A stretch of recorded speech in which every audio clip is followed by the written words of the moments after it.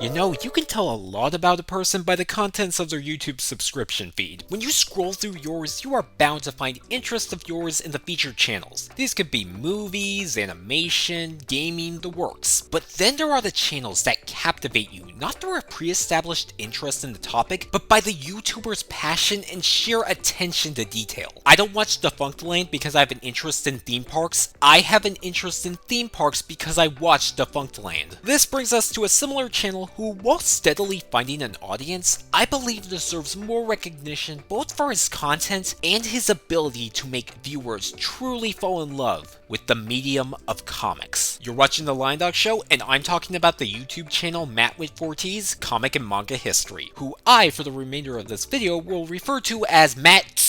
For those unaware, Matttt Comic and Manga History is a YouTube channel featuring retrospectives covering various comic books, manga, and graphic novels. Now, you might be thinking, so what? YouTube channels like that are a dime a dozen. What makes this channel so special? Well, for starters, you're very impatient. Second, let me explain. The first aspect of Matt's videos that hits viewers right off the bat would be their quality. Even his very first video sports a level of quality many experienced YouTubers would kill to have, but his production value is only the half of it. Look at the way he titles his videos. He doesn't title his videos The History of Blank Comic. He instead gives the videos a title that intrigues the audience to keep watching. Some might refer to this as clickbait, but I don't think that's the case. This isn't done to deceive the audience. It creates a mystery to capture viewers' interest in a comic they might not have noticed otherwise. You may not be interested in ElfQuest, but you might want to hear the story about the couple who fought Marvel and won. These titles turn what could be seen as typical trivia videos into a compelling story worth hearing. Also, let's make one thing clear, these aren't just trivia videos, they're documentaries. And Matttt brings a professional feel of one to every video. His videos aren't a neurodivergent wonderland of memes and pop culture references every 5 seconds. They sport only enough editing to make them visually interesting, and he speaks formally with the right amount of emotion that he inspires interest in the topic, but not too much that it annoys the audience. I should take notes. When it comes to his scripts, he makes sure to cover everything involving his topic, both the good and the bad. When discussing Ken Penders, one of the most infamous figures in the Sonic franchise, Matttt also brings to light the ways that he helped the franchise as well. On the opposite end of the spectrum, his Robert Kirkman video doesn't shy away from the controversies that happened later in his career. Going back to Penders, his recent videos even feature him interviewing many of his subjects. The guy even goes as far as to include his sources in the description and add revisions in his comment section when necessary. This guy puts class into every one of his videos. Even his setup adds to the polish of his work. He doesn't cover his setup with Funko Pops and movie posters like many comic channels. He films in an ordinary office. I know some people aren't fans of minimalism, but it allows the viewers to take the topic seriously. In some of his early videos, he even mounted the art of previous video topics on the wall behind him. He treated the comics like pieces in an art museum, because in his eyes, he sees comics as art, not just a geeky hobby. I guess now would be a good time to discuss the reputation comic books have these days. I feel like comic books are right next to video games in terms of being the most misunderstood form of fiction. I believe that this may have something to do with how both mediums are heavily marketed towards younger audiences. Despite that, when one really considers it, comics are a combination of multiple art forms. They combine the artistry of painting, the storyboarding of filmmaking, and the storytelling of writing. Yet the average consumer only sees them as the basis for those Marvel movies that keep underperforming at the box office these days. Matttt fortunately puts a stop to this misconception with his analysis on his topics. His videos flawlessly demonstrate how these stories work because of their comic book format, not in spite of it. Throughout my life, I have definitely read more manga than American comics, and his video discussing Junji Ito's work gave me a new appreciation for the medium's character designs. Also, his Craigstein and Bone videos show how a comic's layout takes control of time, allowing important moments to linger in the reader's mind or creating rapid motion through static art. Through his videos, it's proven that comics aren't just lesser forms of fiction that are waiting to be validated via film or television or being made to squeeze more out of a pre-existing IP. Their character designs and layouts create a more gripping narrative than possible with other mediums. He also doesn't just stop at praising his topics. Matttt genuinely wants his viewers to seek out the comics. For every video, he includes a reading guide in its description along with links to purchase the works. Granted, he's an Amazon affiliate, so he's also making money from doing this. Regardless, he makes sure not to give away any major spoilers unless necessary for his analysis. For real, this guy refused to spoil Invincible number 7.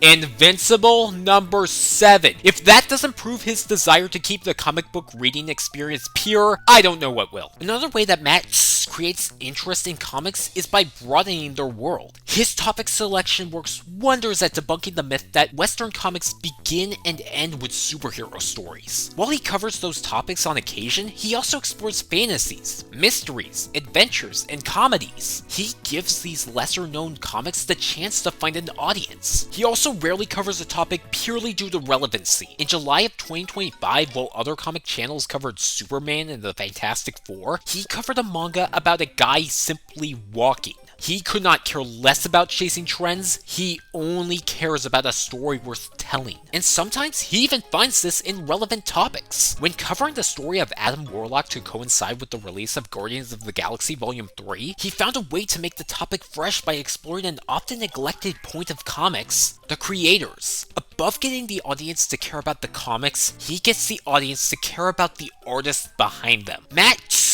videos tend to follow a specific formula, one that I never grow tired of watching. His videos usually begin with covering the artist's history, mainly their upbringings, inspirations, and tribulations with bringing their comic to life. Following that, he analyzes the comic itself and why the series works or even doesn't. Finally, he then wraps up with the impact of the comic and the creator on the comic book industry or even pop culture as a whole. This formula acts as the best advertisement for the topics. I usually don't jive with high fantasy, but after learning about the story behind ElfQuest's creation, I now want to read the series for myself. It turns a comic from just a comic to something more than that, the culmination of someone's hard work. His non-retrospective videos also feature this creator emphasis, like his video covering issues surrounding creators' ownership of characters, or even his video where he learns to draw. Even when covering controversial artists like Rob Liefeld and Ken Penders. Hold up, is he even controversial? I feel like he's unanimously hated. Oh well. He makes sure to portray both with a sense of humanity in them and their work. In this age where smaller creators run the risk of becoming obsolete, this trait of his videos stands out as refreshing and inspiring. And so that's Matttt. If you couldn't tell, I love this guy's work. Despite growing up during the height of the MCU, my comic knowledge didn't stretch beyond the most popular manga and those dialogue-free comics that came with Lego sets. Matttt, however, opened a whole new world of works to explore. More than that, if I learned anything from watching his videos on repeat, it's these two things. First, there is art in every storytelling medium. Even if they become commercialized over time, there will always exist those who use their respective formats to craft a tale in a way that no other medium could replicate. Second, your story is worth telling. Through all the false starts and sleepless nights of effort, people want to see what you have to make. The only thing stopping that from happening is you. I'm about to get a little personal, but I have projects of my own beyond YouTube that I would like to pursue someday, but that little voice inside my head always tells me to put them aside, intimidated by the effort it would take to complete it, or worried that no one would care about it. Matttt4t's work proves to me that people, even a small yet loyal audience, will care. I just need to make it a reality. Okay, before I wrap up, I would like to recommend some of his videos for those unsure where to start. For those who want something superhero related, I would check out his Todd McFarlane video. It covers a variety of publishers, franchises, and even industries. If you want to see the impact certain comics had on pop culture, you should check out his videos on George Harriman and Carl Barks. Both of them surprised me. I always assumed the comic bookification of media started within the past decade. If you'd like an uplifting story to motivate you towards your goals, I would recommend his videos on ElfQuest and Bone. Lastly, if you're looking for an obscure comic to broaden your view of the medium, check out his videos on Jiro Taniguchi and Black Sad. And with that out of the way, I should go off to work on that passion project of mine.